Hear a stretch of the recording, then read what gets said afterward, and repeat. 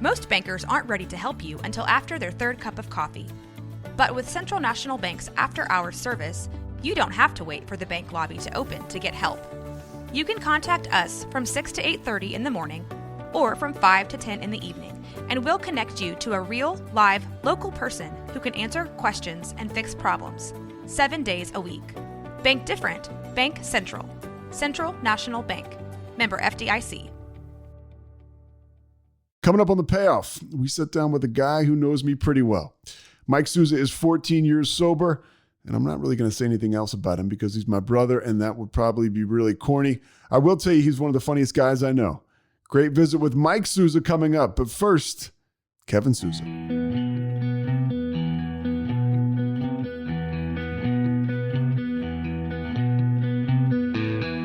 Stand by the ocean floor.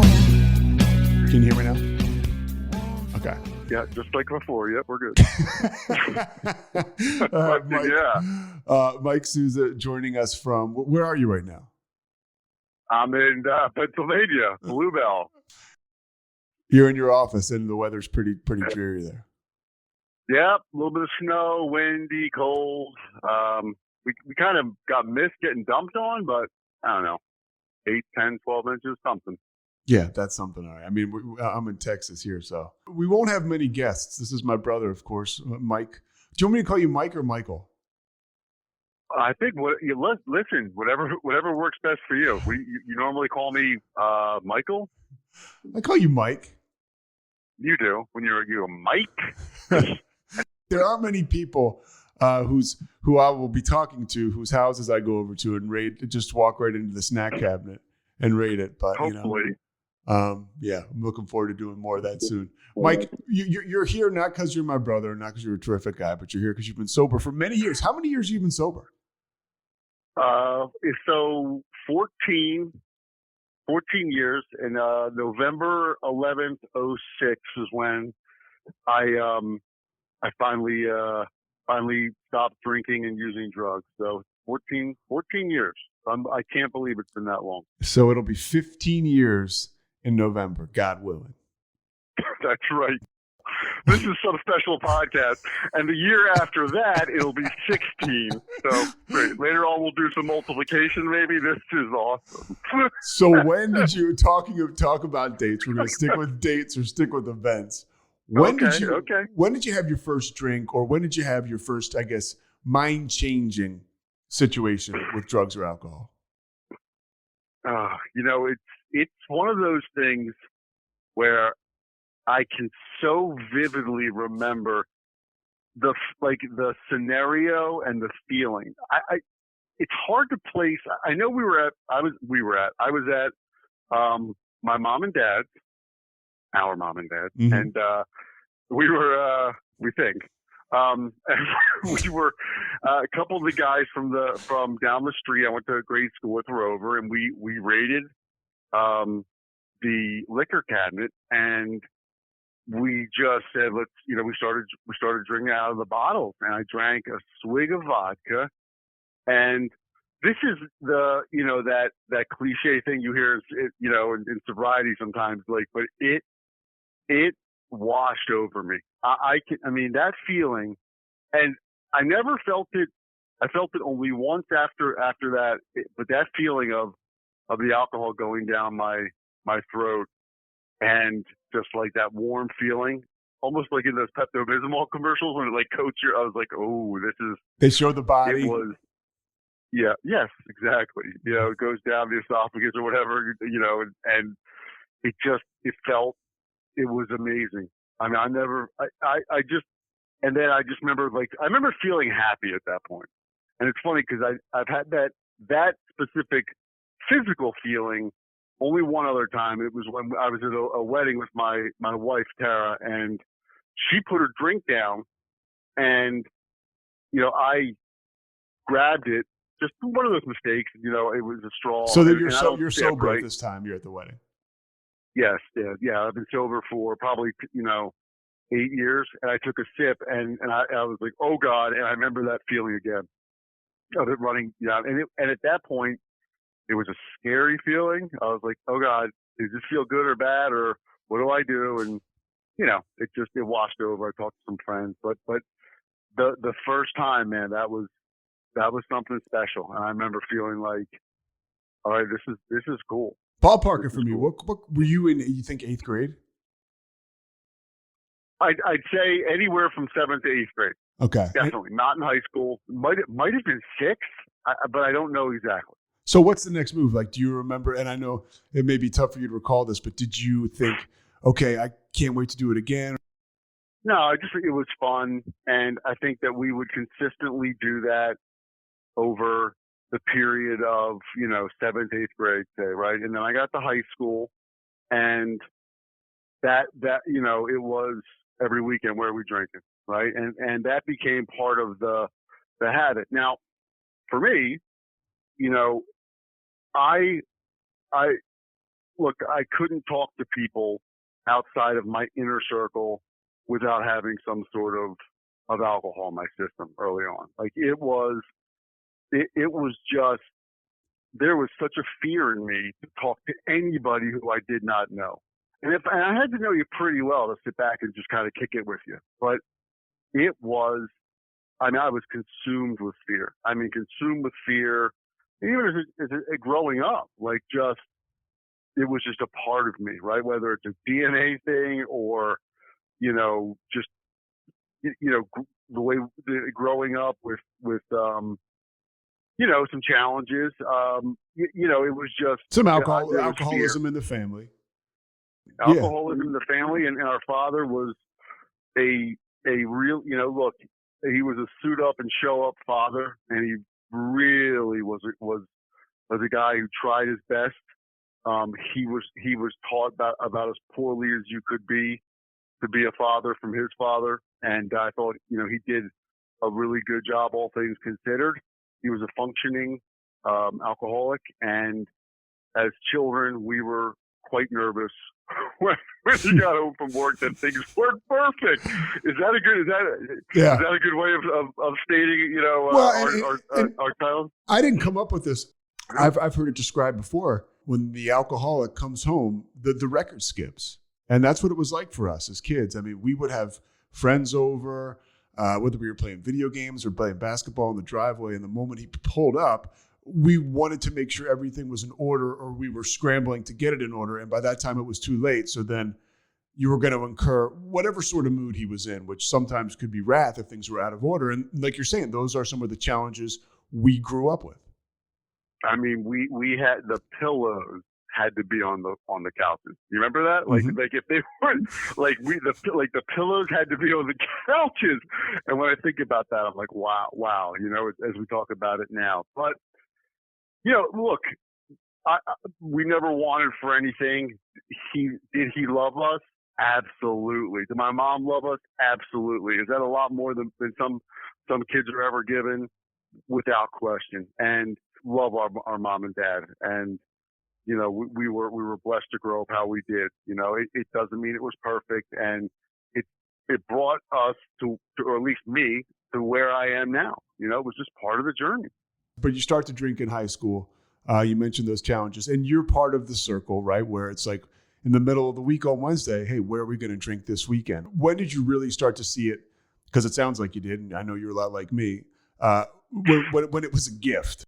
The first time I got really drunk, like the first time I drank, I didn't get like blackout drunk or anything. I just remember feeling good, and it was that way for a little while. I remember I got hammered at my buddy George's house. His brother was having a party.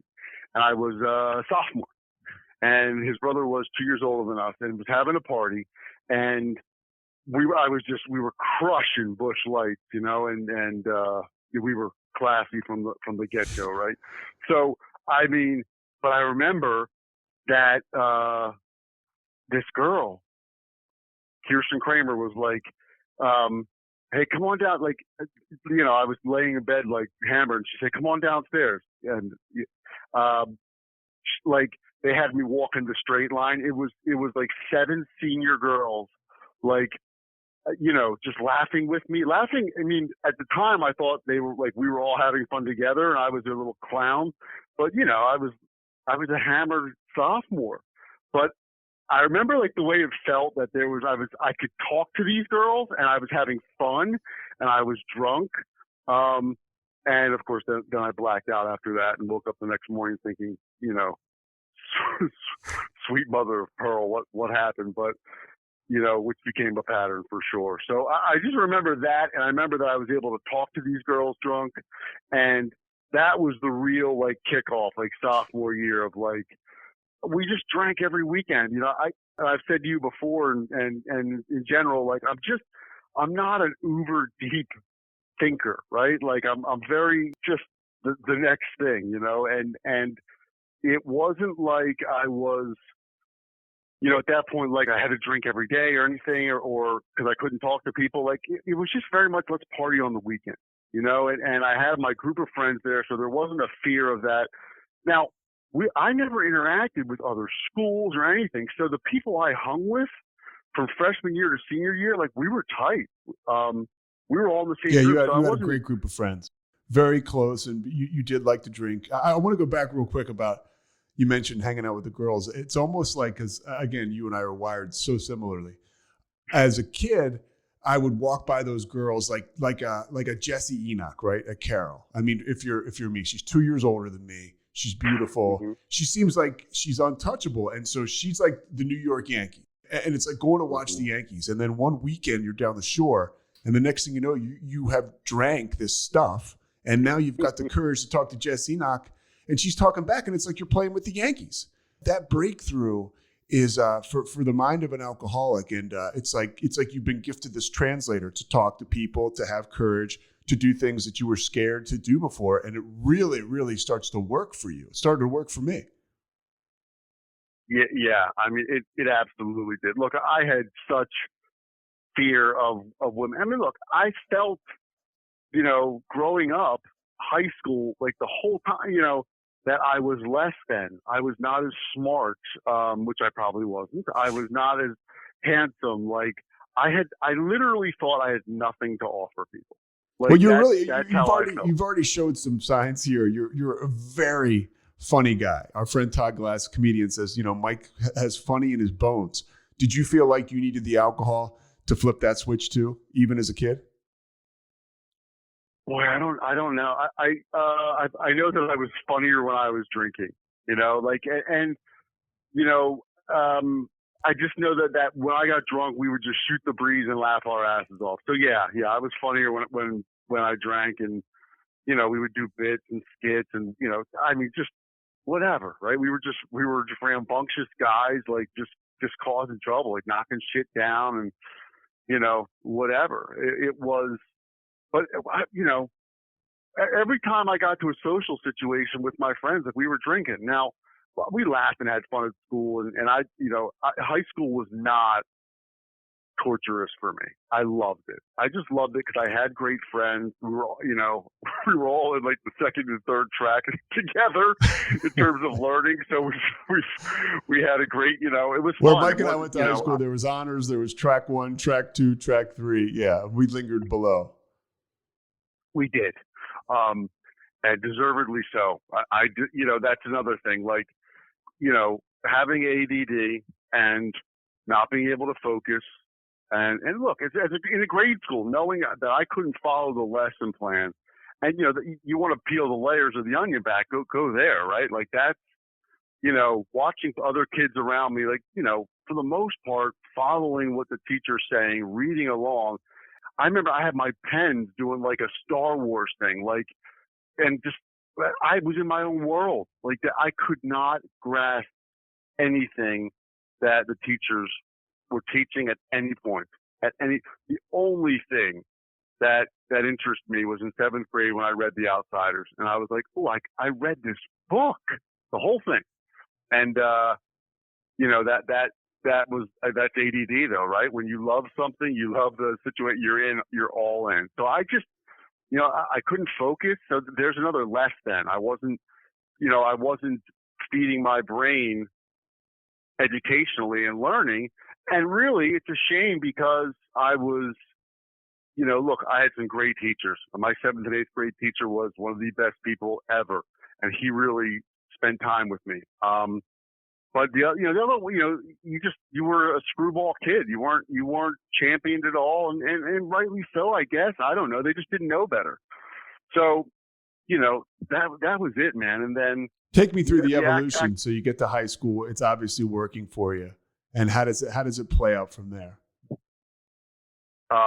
It's just work. It was just every week. Like I said, every weekend drinking. Look, it was. I was with guys who drank tons. Look, drugs are definitely a part of my story, but not in high school. I think I smoked weed like 3 or 4 times, the most. Maybe even in high school, maybe like once. It just wasn't my thing. Yeah, and your group of friends in high school it was not a dark group of guys. Like you said, it was a bunch of fun guys to be around. My parents loved you guys. You guys were, they were always welcome at the house. There was a lot of time spent over the house by those guys. This never seemed like a problematic group of guys. However, Mike, you guys are getting drunk every weekend, and the parents are kind of in tune with that. It's almost like, I'm not going to say they greenlit it, but they were pretty much aware of what was going on. I would think you'd get like a sly look from some of the other parents, like we know what you guys are up to late night or whatever. It wasn't like this is terrible. And did we do stupid things? Like, yeah. Ultimately, it was a good group of people. Like, we were not up to like terrible things. Were we getting in cars hammered? Were we like, yeah? I mean, real bad things could have happened, right? And but look, for the most part, high school was a party. It was fun. I didn't drink on Fridays during football season, and football is something that it was probably the only thing I really applied myself to, like just taking it seriously. I understood it. I loved playing it.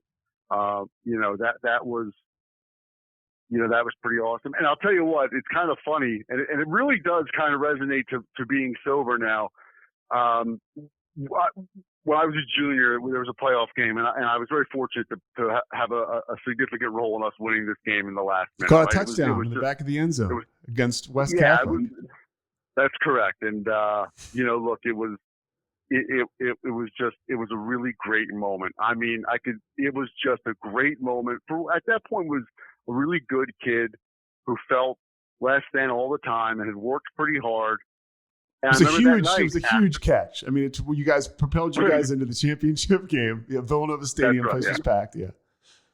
Yeah, it was like under a minute left or something. It was cool. It was we were down. It was awesome. It was a big moment. So, I remember that night after the game, my position coach came up to me, Burke McFillin, and he looks me in the eyes and he goes, "That was awesome.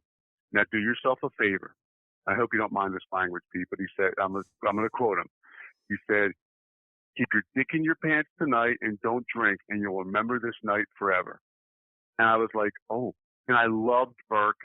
And I went out that night after the game, and we were at some bonfire down in Philadelphia at the Plateau, the Point, made famous by Will Smith. Will Smith, the Fresh Prince, yeah, summertime. The Plateau where everybody go, yeah. Wow. So, I didn't drink that night. And I remember being honestly, that night, it was probably the only time I've ever had where I can equate to my life in sobriety. Like, it just, because people were like, "Oh my God, Mike." So this action had filled me, right? Mm-hmm. I was now getting approval from people. So I didn't have to be drunk to go up to people, and it was seniors, juniors, and it was like, whoa. So that was a great moment, and I remember being in that moment and enjoying it. I still remember to this day, that night it was just awesome. And but rest assured, that would be probably the last time any night I'd ever go out and not drink, because and then the escalation, if you want me to keep going, was getting out of high school. Barely getting into Villanova. I didn't deserve to be there. Our mother worked there and pulled strings to get us in. She was always pulling strings for us, and that's we had carte blanche at Villanova University as kids. Like, what a charmed life, all over the athletic department, doing pretty much whatever we wanted. And then, I mean, you look at Villanova as a school now, right? I mean, quite the reputation academically, and you just kind of glide in there. glide in there with no sense of appreciation for mom getting us in there, no sense of appreciation for what a great school it is. It was just like, oh, Villanova, great. Our buddy Clint says, born on third base, thought I hit a triple, right? Oh my God. I mean, and it's funny because when I look back, we didn't, our parents did not, we didn't have the best clothes. Like we went close, we did not have a lot of money. We had a great house, but everything went into that house. And we were paycheck to paycheck. But there's still, there's a sense of entitlement along the journey. And, I think in some aspects we were taught not to be entitled, right? But for a lot of things, like we just, it was an entitlement. Like, okay, it wasn't an arrogant entitlement. It was just like, okay, yeah, cool. Like great. You know what I mean? Like it was just a very, but it was entitlement, I guess. I just qualify entitlement, I guess. Did I make it excuses for being a dick, maybe? But whatever. Well, you talk about your evolution, and I want to interject something here and ask a question at the same time. What do you think working at a bar in college did for your drinking situation? I mean, it certainly did not stunt it at all, right? Like it was, I mean, come on, man. I am a freshman at Villanova. I'm 18 years old. And I am a bouncer at one of the best bars at Villanova. And again, my brother got me the job. Kevin right? paved the way. Our oldest brother, Kevin, really paved the way a lot of ways for us socially, I think. I know I can speak for myself. And then for you and ultimately for me, he ends up playing music at this bar, correct? And then becomes a bartender, I guess. And by the way, it's probably one of the most popular bars associated with Villanova University and their students. It's not existent now, right? It was Smokey Joe's and it's owned by an amazing family, the Ryans, and their father started it. And it really was a family business. It was good people. They hired local college people. Look, underage drinking was not looked favorably upon, but it was not, in the 90s, look, it was a different time. Obviously. Yeah. I hate saying that. It's dating myself, Back then we could, drive cars through walls, right? Like, no, it wasn't. But, it was like, it was awesome. I mean, dude, it was an amusement park. And again, like the owner, Pat, like he was great to me and my good friend, still to this day, close friend, Jeff Salucci. We could do whatever we wanted there, because we were like part of the internal family. And I hate to be that guy, but I'm hearing that entitlement, right? I mean, again, I'm hearing that. Yeah, totally. Yeah. Mm-hmm. Doing whatever you want. Like, and you say it, Mike, it's like, I can get by on a wink and a handshake. Dude, I was thinking about that this morning. I mean, I did not apply myself to, and like I said before, like football, like that, maybe those 2 seasons, but beyond that, brother, like I showed up. I did show up because our dad taught us that through his actions. Like you show up, right? I showed up, but I did not apply myself at all, right? Like I did the bare minimum. As our good friend Clint says, I was a career just enougher, right? Like that was me. And I did the bare minimum, but I was Mike. Like what? Like come on. Like, you kidding me?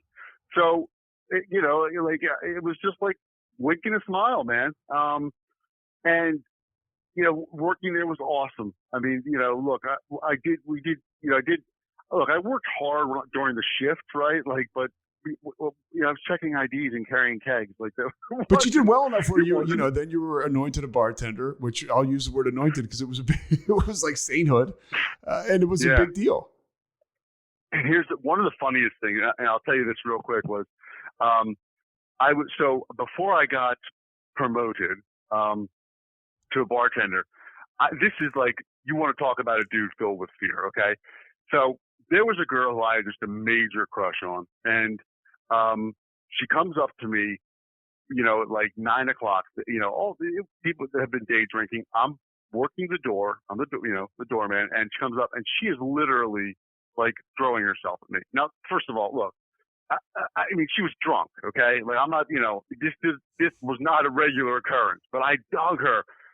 I was so scared to like talk to her. I mean, my hand, like I was like panicking. Like, what do I do? Like, she grabs me by the tie and starts dragging me outside, right, to kiss. And I'm like, I can't. I can't leave my station. Like, I was just consumed with fear. And then we could start drinking at midnight. So I've got like unbelievable. We could see doormen could drink draft beer starting at midnight. There's talking about a powder keg, like here we go. So well, the idea was they could sip a drink, right? Yeah, I guess that was so the idea. Yeah. So midnight by by 12:30, I've got a pitcher of beer in me, and I'm like, where is she? And she was gone for the night. But that was the fear. I could not like talk to a girl. It was, and look, man, and some girls like, well, God, what a nice guy. Like, but no, there was no motive of being a nice guy. It was fear, consumed with fear. And then I became a bartender. And frankly, you have access to alcohol, and we could start drinking earlier and pretend we weren't. And we did. I did. And I was a terrible bartender. The only night I was good was Wednesday, this huge night, which was sink or swim, and it was draft beer and well drinks, but I was slow and I was just whatever. But it was a great time. It was fun. It was at that time where I was introduced to cocaine, and that was probably the biggest aha moment in my life, because I remember trying my first line. I sound like I tried my first line, and I remember it hit my system, and now that was euphoric, and it was like, holy shit! Every sense was heightened. My awareness was through the roof, and guess what? I could concentrate for the first time. I could look and see something and go. I was like, it was like, oh my God, I'm dialed in. I'll never forget that feeling. It's like you're granted superpowers. And I remember Kirstie Alley, the actress who's sober now, I heard her once mention, the first time she did that, she said, oh my God, I'm going to do this for every day for the rest of my life. Whether she did or not, it's neither here nor there, but that's the mindset. That if you're an addict or alcoholic. Yes, that is, a qualifier for sure. Yeah. Dude, it was the moment where I was like, I am home. Now, I also was consumed with guilt the next day because our parents didn't raise us to do this and blah, blah, blah. I mean, one of the things that I think did help me in terms of getting sober when I did was I carried a tremendous amount of guilt around. Like, I was not one of those people who'd be like, whatever. Like, you weren't. And it led to you being, I mean, regardless of the motives, you were seen in the eyes of many as a very good kid, a good guy. There was not much darkness that followed you around. I mean, sure, there were moments, but overall, not the same can be said at certain points in my life and our oldest brother, Kevin's life. Kevin, who is sober now too. That's correct. True. I would disagree with that, but that's in terms of, you guys we were all with those good kids. You know what I mean? I mean, but look, I wanted to be liked. So I wanted to be a good kid, so whether it was authentic or not, I don't even know now, but I think, we were taught to do the next right thing, and I wanted to be that good kid. But it was just, the guilt was there. So it was a big part of the way I felt. There were regrets every time. So, it wasn't an everyday thing at all, but it definitely became a weekly thing to like my third and fourth year of Villanova. And mind you, because of my terrible academic standing, there was a fifth year and then a half a year. So it took me 5.5 years to get out of Villanova, which was like, when you look back, I was that guy. Like, it was only a year and a half, but I'm like, people come in like, hey, you're still bartending here. I'm like, yeah, still wrapping up my, there was a guy I went to school with who got his master's, graduated and got his master's in 4 years while playing football. And I was like, eesh. Like, and if you think about it, I mean, looking back now, I would say alcohol had just about everything to do with that. Would you not say that? Yeah, cool. Yes, everything. Like, listen, nothing mattered except for going out, hanging with my friends, and getting hammered. Like, that's all that mattered. Like, it was like, I had no goals. I had no focus. I just wanted to drink. And then when drugs got introduced, it was all about, like, what was going to happen, Wednesday, Thursday, Friday, Saturday. I guess it was every night. And then using Coke, several times a week.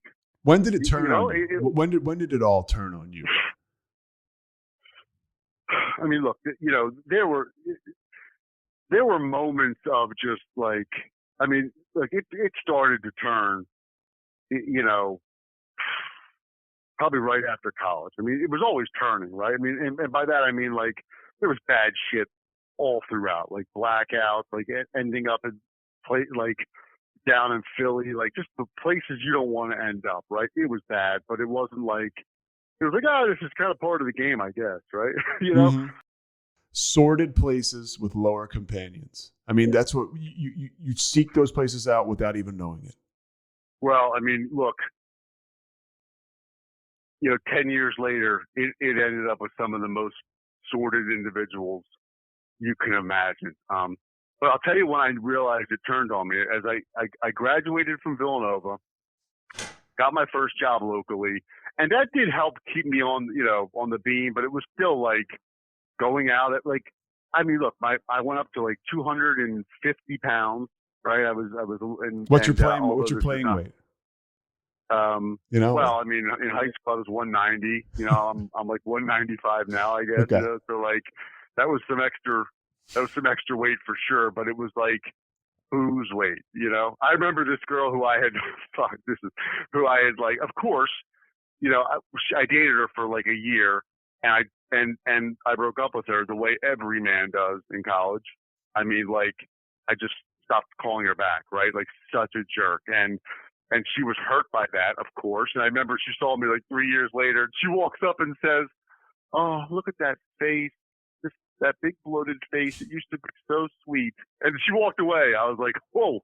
Ouch. I was literally sitting on a bar stool at Smokey Joe's drinking a draft beer, and I deserved it, right? Like, but that was truth.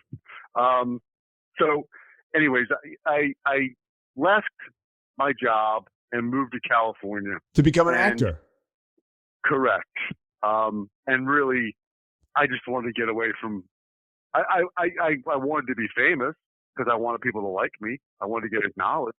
But I just, I wanted to get away from everything, to leave, geographic, whatever we. A geographic cure.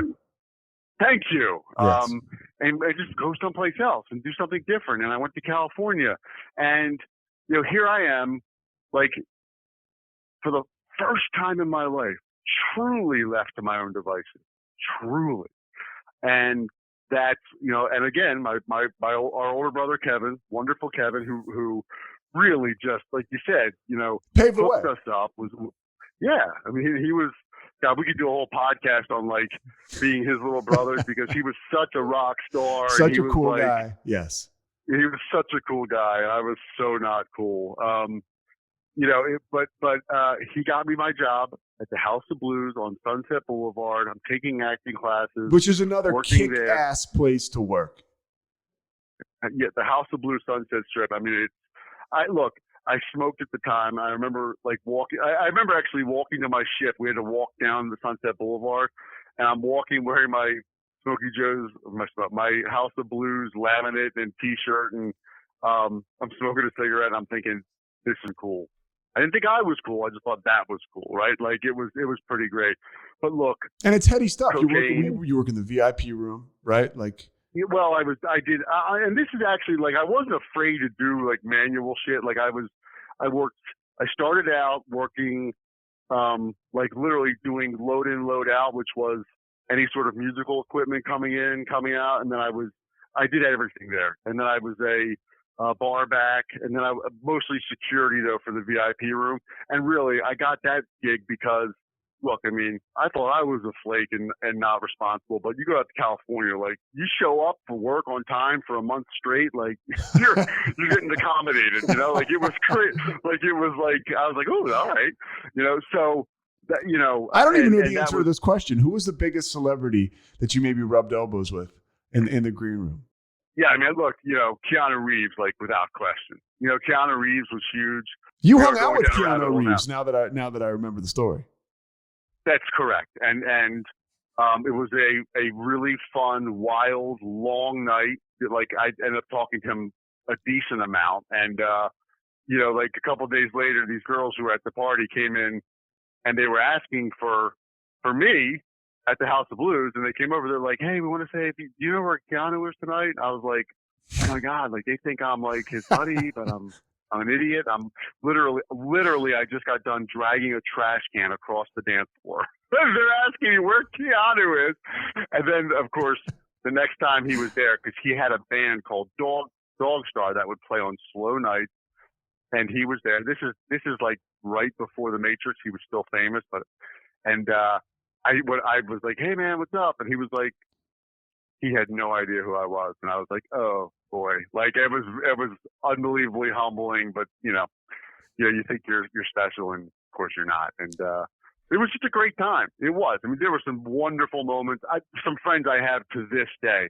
The House of Blues was actually a really good place to work. There were good people there, but drinking and drugs were everywhere, man. And I don't know the date, but I remember, like, I would go home from my shift with like 6 to 8 drinks in me, because we could drink after work, right? We could have a couple drafts.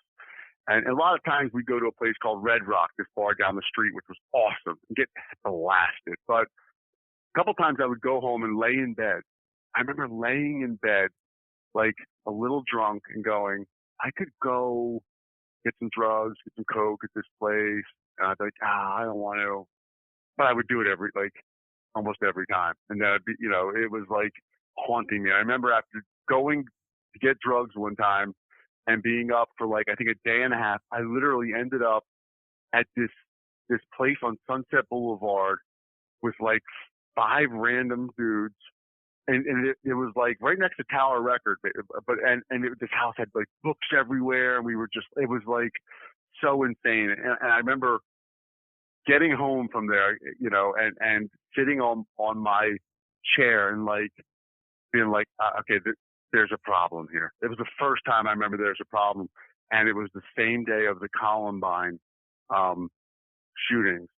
I remember watching this unfold on TV, and like just thinking, I'm a disgrace. Like this is happening. These poor kids, and I'm here doing drugs, and it was definitely a bottom. I felt terrible, and I remember I was like, I didn't know what to do. So I remember looking through the yellow pages, and I called a church, and I ended up talking to this priest. I told him on the same day. Same day, and I remember I don't know what to do. Meanwhile, and he's like, "Have you heard of AA?" I'm like, "No, I don't know what that is." He's like, I'm calling you, and he says, "Well, you might want to look into this AA thing, but otherwise, God be with you, son." I hung up, and I was like, well, I tried to get help, and and I was off and running, and it was just more of the same, and that started a cycle of, okay, I have a problem. No, I don't. Yes, I do. No, I don't. Which is no fun. It's the worst. It wasn't awful at that point, because I thought that was a bad run, and it just got worse and worse. And then I moved to Atlanta, and I lived with a bunch of guys who were awesome. They were the best. We were similar in every way. And it just got like I got sicker. I was the worst of anybody around. And, it was just bad, it was the same thing over and over and over again. That was the first time I really tried to get help. And In Atlanta, I started remember you to. called me. I remember where I was, and you called me and you said that you had been sober for a certain amount of times and that you were going to AA and that you had a sponsor. And I remember being super impressed because my friend Pete had gotten sober when we were 18, and I saw the effect it was having on him. So sobriety, although it didn't seem like something I wanted to do, it certainly seemed like something that I'd seen it work out for somebody. And in the back of my mind as an alcoholic, I always thought, well, maybe that's a rabbit I could pull out of my hat if I had to. And then so you talking about it to me, I was into it. It's weird. I remember thinking like, wow, this is really cool. I wasn't like poo-pooing it. I was impressed because I guess in the back of my mind, I knew I was going to have to go that route at some point, or at least it was there. Yeah, I mean, typically when you know that, I mean, first of all, I know this, like, you think that's cool, but I also remember when our older brother, Kevin, I said that like 5 times, when he got sober when I was in California, and it was a short period of time. And I remember when he was sober, and I was like, oh my God, like this is the guy who, when we were little, was around, but like, I remember like really admiring him because he was like super cool again. Like he was very like there and like around. I was so proud of him. And maybe that had something to do with it for you, and then also knowing that typically people who have some sort of an issue and want that resource to be available for them, they're like, oh, okay, that's cool. Mm-hmm. They'll ask the most questions. So anyways, so you go to AA, you're in Atlanta. How does that grab you? I was a visitor of the program. You know, I would go to a couple of meetings a week. I had a great sponsor who always looked at me and said, you know, Michael, when are you going to realize you're full of shit? And I remember thinking, like, I would get mad at him. I'd go home and be like, him, man. Like, he doesn't, like, I'm being totally honest. Like, I remember being really mad about it. And he was so right. Like, he knew, like, it was like I was not ready. I was not honest. Nothing. Like, it was just, but you know what it was? It was a break for me to clear my head. And I did. And I got right back on the horse after, like, 6, 7, whatever it was. And that led to my first understanding of knowing that there was a way out and not wanting anything to do with it because it's just not cool. And also knowing that, like, I would never, ever be able to talk to, like, I couldn't socialize with people unless I knew you. None of that unless I was drinking. And you can't take, like you said, you can't take this superpower away from me. And then every time I drank, I heard on a podcast Jason Bateman say this a long time ago, maybe an interview. No, it was Jason Bateman. I know where you're going. Go ahead. Yeah, it's like he's like, like it became where like French fries with ketchup. Like, okay, well, you get French fries, you want ketchup. It would lead to drugs, and the two just went hand in hand. I mean, I'd have 2 drinks and be like, you know what, this sounds like a good idea. Let's keep this going. Now, but as we move forward to you getting sober and hang in there and take this compliment, there's not many people who I know who are as comfortable in their own skin now, who are as funny as you are. You operate with an air of confidence and a light coming off you. Now, obviously, this took a little time, right? From when you get sober to when you get into the place that I see you in today. But here's this guy who is killing himself and will not turn over the keys because he believes without this thing that's killing him, he will no longer be able to operate the way he needs to in life. That's a microcosm of addiction in itself, right? That jumping off point, it says in some of the literature, you cannot live with it and you can't live without it. That is it. And there were moments, in that, before I got sober for that last year, where I would literally sit in my car and it became this simple repeated monologue dial, whatever, like in my brain, which was, okay, look, I'm not going to drink and use drugs today, or I can't believe I drank and used drugs yesterday and today. Like, that was it. Like, it was, and then of course it was, how am I going to get drugs and alcohol today? Those 3 things. That was it. I can't believe I did. I'm not going to. How can I? And I lived in that, and again, nothing else mattered at that point. Like, I had switched jobs. I was kind of in between jobs. I had Lily, who's my daughter, who happens to also be Peter's niece, which is weird how that works. I had a daughter. The relationship ended terribly because of my drinking and drugs, and I still wouldn't get sober, and that was it. Being a good dad didn't matter. I wanted to, but it was how do I use? How do I not use? I can't believe I used. So when's the moment of clarity?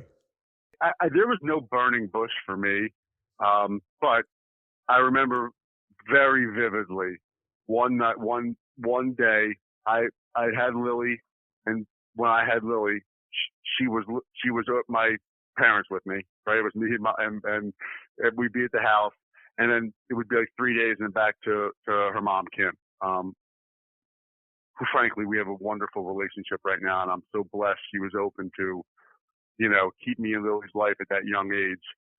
It was important to her that her dad was around. So, and things were kind of messy at that point in time, to say the least, as you're talking about. Yeah. Okay. So we'll get back to that. Go ahead. So I remember. So we were trying to potty train her. I remember that she's sitting on the toilet and these ice blue eyes are looking at me, and I'm looking back at her, and all I can think was, please pee so I can get you back to your mom, and I can go out and drink and use drugs. And I remember that, and as I dropped her off, I was like, I cannot believe that's all I thought about, looking at this beautiful girl. And I still went out and drank and used. I went to another meeting shortly thereafter, and that thing was in the back of my head. That was like, I can't, look, everything had happened. Like police had been involved before. Like I wasn't working. I was living at one point at my friend Jeff's like back room. Like, I've told the story before where I literally had nothing, but I had everything I needed. And then it just was like, okay, the stakes finally got high enough, realizing that I wasn't being the father that I should be. And I was ready. I have to mention this now because I don't want to forget now. I know that your daughter is completely crazy about you. You guys, I mean, there is an air of, hey, we know who's in charge, but at the same time, it's like you two are best friends. As far as I see it, you have snapped off through my sobriety, and Kevin's first and then mine. Ultimately, you kind of snapped off that branch of the family tree where addiction, I've heard, the cliche, it didn't run in our family, it galloped. And then you have Kim, who you talk about, who is Lily's mother, who you guys had, obviously a messy breakup. And you are now the godfather to one of her kids, and you guys are one of them to Marley. I mean, and you guys are, your relationship is unbelievable. It's like it looks like the Brady Bunch from the outside looking in. And this is a situation without the grace of God, right? As people say in the rooms of sobriety or AA, that like this should not be like this at all. No, look, Kim and Evan, who is Lily's stepdad, who's a great guy, and Kim, her mom, were away for a week or a couple, for a couple of days, and Marley and Sloan, who is their other child, stayed at our house with Tara, myself, and Callie, who's my 10-year-old. Like Tara, your wife. They trust us. Tara, I said earlier, I think, who is just the best. But she really is. I mean that sincerely. Like she cracks me up like nonstop. But we like they trust us with their children. And you said something earlier, like it looks like the Brady Bunch from the outside, right? And look, all relationships have issues, ups and downs, and that's for real. But guess what? Like it's not a shit show. Like it's authentically a good thing. Like we get along, and it's because like there's love, and like look, they're great people, and I'm sober, and sober, I have worked on myself to be a productive member of society and to be a responsible human being, like you should. What would you tell somebody? Go ahead, finish your thought. No, well, go ahead. No, seriously. So what would you tell somebody that is on the fence right now? Because you had a lot. I mean, You had a lot of reasons to get sober. It seems like we all do before we do. And what would you say to somebody who is unable to find that gear to surrender? That's a great question, and look, I don't have that like 14 years sobriety, like go to a meeting, and I don't have that answer because it's a hard question to answer because people don't necessarily they'll get it when they want to get it. But really, if somebody was struggling and they weren't getting it, I'd say, look, there's a better life out there. Like, look, man, I never ever thought life for me would be good without drinking. I never thought it would, and to have replaced the feeling, that euphoric feeling from drinking and drugs, with like, okay, I know that Friday I'm gonna have pizza and the kids will be there, and like I love that. Like the little moments in life are the most precious moments. What I could also say is like it does not end well. Like period. Like I skirted like certain long-term jail time and death more than once. One step in a different direction would have ended things terribly. And I would have missed this amazing life I'm living right now. It's got its challenges. It's not easy at times. But when I step back and take stock, like, oh my God, I have a roof over my head. I got a wife who loves me, who I love. I've got 3 children who all like, they give me a hard time, but they all know that I do the best to be a really good father and provide for the family and be a part of their lives, right? That's all I need, And I have a job. Yeah, you have a great job, and you've achieved great success in your line of work, which when you talk about the fact that you were somebody who couldn't get through St. Thomas Good Counsel grade school with barely a C+, it's kind of amazing. Speaking to that effect, I also want to ask you, what were some of the things you did in sobriety, some key moments, things that surprised you and kept you sober? It took me like, to commit to sobriety, right? Like, even though I was sober early on, it was like, all right, like, I don't want to be a part. There was fear still. I didn't want to be a part of like a program. I didn't want to be a part.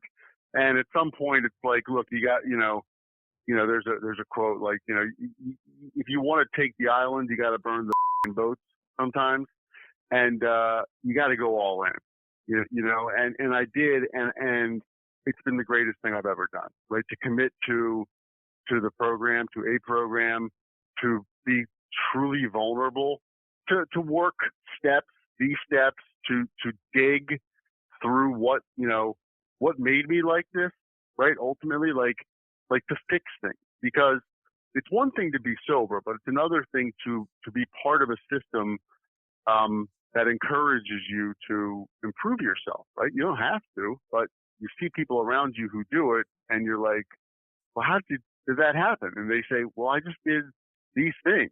And like, all right, well, and then you want to do it, right? It's a program of want to, not have to. But ultimately, like for me, I have to do these things, or I'm not going to evolve. And I don't ever want to drink again. I don't ever want to drink or use drugs again. Because I know one thing through my time being sober, that and certain times I've been more connected to sobriety than other times, right?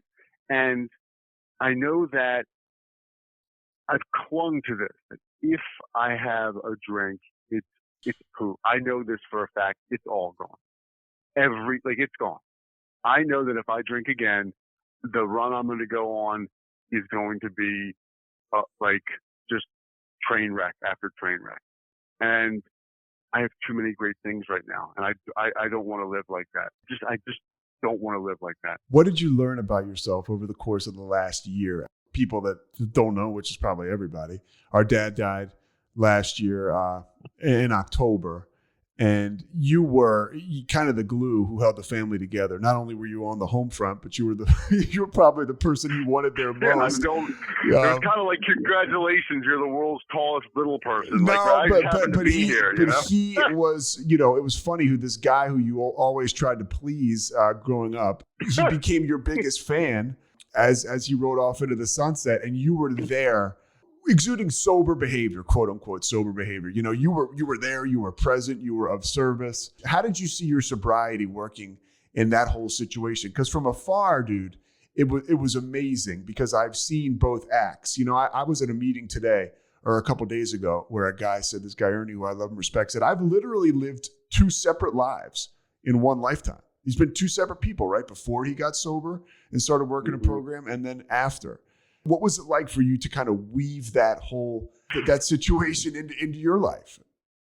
I know this. I know that being sober, I was able to I think handle it because of the support and what I've learned from other people in sobriety, right? I think that, and to me, again, like I don't overthink those things. Like, it just, like, everything that I did there was, just felt like the next indicated thing to do. It was the right thing to do. Look, yes, I had the support system and people who shared their experiences of going through things like this.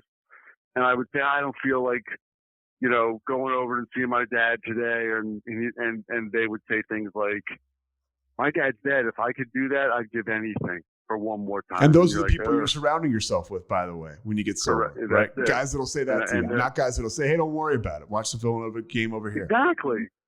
Right. Like, they're not going to buy my bullshit. They're not going to co-sign it. They're going to tell me to suit up and show up, and they're also going to say, they're going to share what they've been through. The greatest thing about sobriety and working a program is that I've always been attracted to people who have learned from what they've went through, right? They've been through the fire. That appeals to me, to know that they've been in the arena, so to speak, right? They have fought the fight and they've learned. That to me is like, that's what I've wanted to be. And so with mom and dad and the whole thing, man, look, it was so hard. It was so hard for you guys. And oddly, I felt for you guys because I know you wanted to be here and you couldn't. And I hate to sound super cheesy, but I think I was there for all of us. And if you had been here, you would have done it. So would have Kevin. And ultimately, it was a pain in the ass sometimes, right? Like, when dad was dealing with Alzheimer's and mom calls at 10 because 10 at night, he wants to go to work. And I got to drive, 40 minutes over to talk and tell him, you can go to work tomorrow. Let's take a break now. By the way, he didn't work anymore. Yeah. Oh yeah. Yeah. Thank God. Who would hire him? That's what my mom said. Yeah. Dude, it was an honor to spend that time. And like you said, dad changed and he looked up to me, which was bizarre because growing up, I was the middle child. Everything was a joke. I mean, it still is, but always screwing around. And he definitely, like, mom's admitted he was a little hard on me and thought I was kind of a goofball. Like, I don't know. Some say least favorite son, maybe, but that's okay. Not at the end of the day. Listen, I know that you're pressed for time, and I am too, because where are you going? I have to do Andel Hankrit's podcast after this because I know everyone's got one of these. So that's a friend of my grandmother's, by the way. Some people that listen to this, obviously not everybody listening to this is going to be that person with a drug problem. They may be somebody or drinking problem, right? Or maybe somebody with someone in their life who has a drug or alcohol problem and they don't know what to do.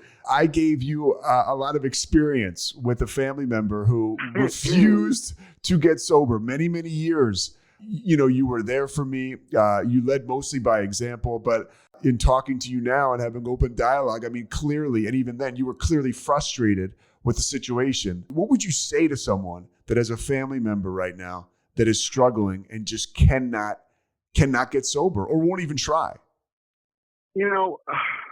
It's a tough situation to be in, especially, look, I was the first one sober in an alcoholic family, right? And it's like being an alien. I mean, it's literally like it's watching this world around you and trying not to judge, but like everyone's hard on you because they think you're judging them. It was just this really bizarre place to be in. Slowly, your journey became apparent it was an issue. And mom and dad, to their benefit, realized it was an issue. And they got scared for you. And I think one of the things that helped was, and look, I'm not a parent of someone who's got this problem. It may happen someday. But as a brother, I was able to say, like, and my kids love you. But I just had to say, listen, bud, I can't let you around my kids anymore unless you're working on sobriety, right? I think those boundaries are important. And there were two major moments for me when you sat me in the room. And at the time, Cade is your stepson, and you and Cade were banging heads. Now you guys get along famously. But I remember you said, I don't want you to be around Lily. I don't want you to be around Callie, and I don't want you to be around Cade. And I was like, this guy doesn't even like Cade. I'm not even allowed around him. And really, that was the moment when I started to try.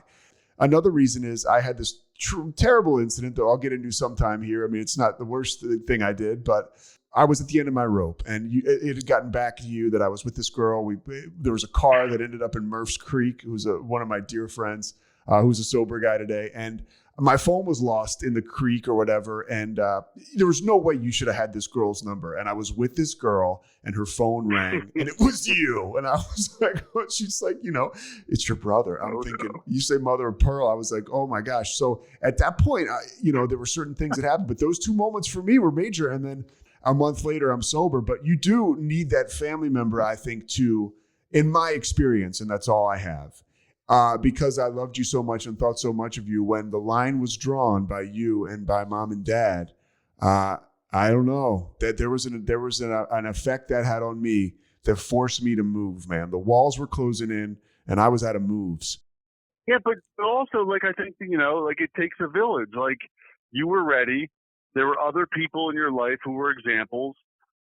You were told that there's a better life out there, and spending some time away and working on yourself, like what and you listened, right? Like, that became it. And look, man, you getting sober, like, it was just such a relief for the family. And that's what I would also tell some, like, someone who's struggling or family, like, there's a better way for, like, somebody who's struggling. Like, it's a disease that does affect everybody. Like, the air, like, everyone in the family kind of exhaled, with a little bit, it was a little tentative, like, is this for real?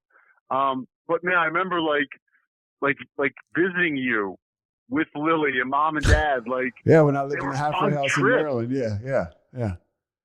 Like, and it was just like, it was good old fashioned fun. Like, the fun that I think we have now is, and I've said this before, like, when things were bad, I remember just wanting to be a kid again, like, when drinking and drugs. But I remember like waking up or coming, being like, I want the world to be clear again. It was just this film over it, and I wanted to see, and I wanted to be a kid again. I wanted to be like where things were good and innocent, and that's the fun that I have now. For the most part, right now, there's an innocence attached to it. Like that, like, it's fun. Like, shit, man, you and I will just talk and we laugh. Yeah. Like, we laugh about life. It's amazing. And I never thought on the other side that I would have moments like that I would be able to live in the present and be with someone and enjoy it and have that good old fashioned fun. And it all comes too from being open and honest and vulnerable and all that stuff, that these tenets of this of the 12-step program that we've learned, and to be able to live that. I mean, if being sober didn't feel good, dude, I wouldn't be doing it. Yeah, for real. True. I mean, if it didn't feel good, I would be drunk somewhere probably, or thinking about getting drunk, or in that cycle, Yeah. All right. Anything else as we wrap it up? Yeah. One more thing here. Okay. I don't want people, I don't want, listener, listener and Murph, like your friend, which by the way, we probably could have just had a conference call with me, you and Murph and had him not talk. Like might be the same as the audience we're hitting right now on the podcast. All right, you can cut that. Sorry. This worked for me, and from your own experience, it worked for you. Like I don't have anything figured out. Like there's I don't honestly. I have nothing figured out. I'm much more comfortable in who I am. I can be present, but for me, this works, right? I have to this works. Like I don't want anyone to be thinking that I'm sitting back going like, this is the only way. And this no, we don't get a cookie for not drinking. We're doing what we should be doing. We're an active, productive part of society, but this works for us. And I got a lot to learn along this. And I think that people will help me and hopefully we'll be able to help. I'll be able to help people and we can keep paying it forward. But I don't want anyone to think we're preaching about laughing like, yeah, we live in sobriety and this is the way. Like, no, we're just really lucky to be, I keep saying we, because we are so much alike, but I am so lucky to be living, the life I'm living right now. I'm just really fortunate that I found sobriety and that I can be a good father, brother, worker. It's the most important thing to me is to maintain sobriety so I can be all these other things. Oh, I like a good podcast guest too. And you were today. I knew you would be, so you came through. Really? Yeah, I think so. You do like me. And listen, I know you're wrapping it up right now, yeah. but look, to go through this with you and Kevin, it's unbelievable.